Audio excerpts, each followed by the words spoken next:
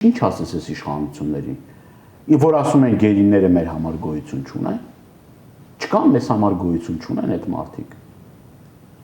Այդ են սրանք, մեր ժողովուրդը պիտի ռեալ հասկանա ում հետ գործ ունի, այսօր Բաքվի դատարանում մեր հայրենակիցներին դատում են այդ մարդկանց, իսկ գուցե վտանգ խոշտանգում են այդ մարդկանց, սպանության, ինքնասպանության դեպք է արձանագրվել, ինչ են բանակցել այսքան ժամանակ,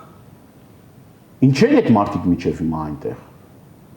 հլա այստեղից էլ հայտարարություններ ա գնում, որ լավ պիտի հասկանանք, օրինակ Ռուբեն Վարդանյանը ինչ գործ ուներ Արցախում։ Գուցե վտանգ է տեսնում այդ մարդկանց մեջ։ Դե իհարկե, եթե ինքը այստեղ արտահայտություն անում եւ այնտեղ մարդկանց քրեական գործ են ավելացնում, հենց իր արտահայտությունից հետո քրեական գործը ավելացել։ Ասում ինչ գործ ուներ, լավ պիտի մի հատ հասկանանք։ Լավ դուք մարդ չեք։ Լավ դուք ով եք։ Որ ասում են այնտեղ պայմանները նորմալ է։ Ախր բարձ ակնհայտ երևում է, որ այդ մարդիկ խոշտանգման են ենթարկվում։ Այդ բաները կան։ Եւ ավելին ասեմ, նույն մեր գործընկերները, երբ որ ԵԱՀԿ-ում,